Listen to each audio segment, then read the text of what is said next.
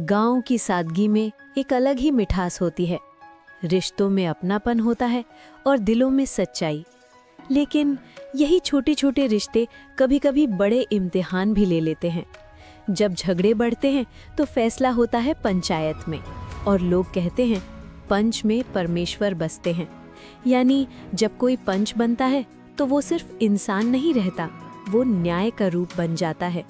इसी गांव में रहते थे दो गहरे दोस्त, जुम्मन शेख और अलगू चौधरी। दोनों की दोस्ती इतनी मशहूर थी कि लोग मिसाल देते थे, धर्म अलग, जात अलग, लेकिन दिल एक। जहां जुम्मन होता वहां अलगू जरूर होता, और जहां अलगू होता वहां जुम्मन। दोनों एक दूसरे के सुख दुख के साथी थे। लेकिन हर कहानी में एक मोड़ आता है।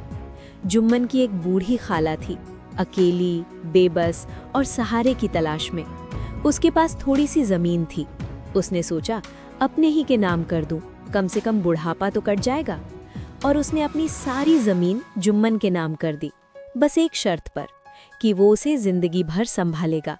शुरू में सब कुछ ठीक था।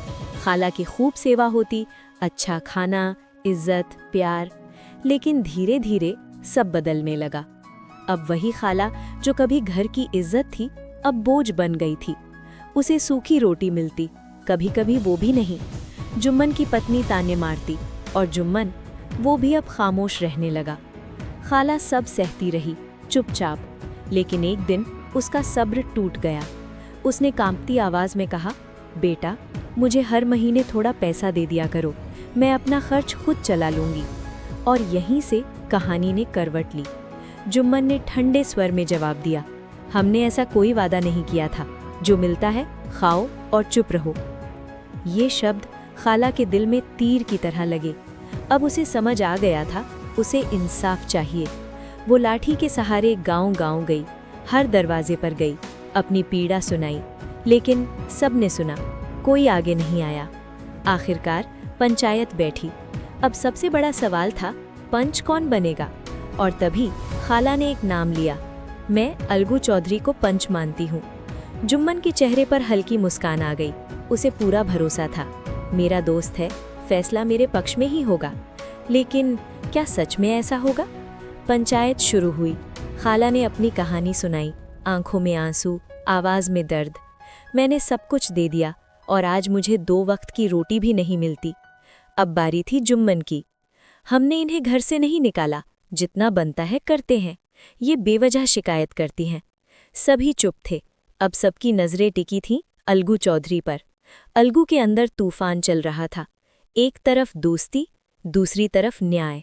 लेकिन जैसे ही वो पंच की गद्दी पर बैठा, कुछ बदल गया।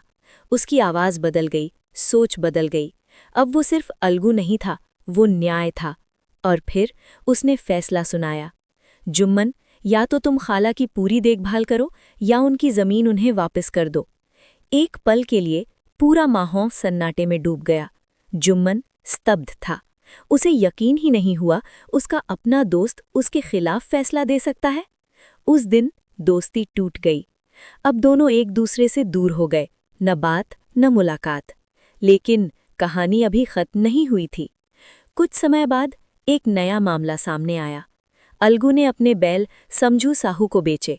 बैल मजबूत थे, तंदुरुस्त थे, लेकिन समझू ने उनसे बहुत काम लिया और सही से खाना भी नहीं दिया। कुछ ही दिनों में एक बैल मर गया। अब समझू पैसे देने से मुकर गया। बैल पहले से बीमार थे। मामला फिर पंचायत में पहुंचा और इस बार पंच चुना गया जुम्मन शेख। अब स्थिति उलट चुकी थी। अब फैसला जुम्मन के हाथ में था। अलगू के दिल में डर था कि आज बदला लिया जाएगा। पंचायत शुरू हुई। दोनों ने अपनी अपनी बात रखी। अब सबकी नजरें जुम्मन पर थीं। उसके अंदर भी वही संघर्ष था, दोस्ती का दर्द और बदले की आग। लेकिन जैसे ही वो पंच की गद्दी पर बैठा, कुछ बदल गया। उसने गहरी सांस ली और फैसला सुनाया, समझू साहू, तुम्हें पूरे पैसे देने होंगे। बैल स्वस्थ थे, उनकी मौत तुम्हारी लापरवाही से हुई है। फिर से सन्नाटा। अलगू की आंखों में आंसू थे। उसे समझ आ गया था, सच में पंच में परमेश्वर बसते हैं। जुम्मन आगे बढ़ा और धीमे स्वर में बोला, भाई, आज मुझे समझ आया, पंच बनते ही इंसान इंसान नहीं रहता, वो न्याय बन जाता है।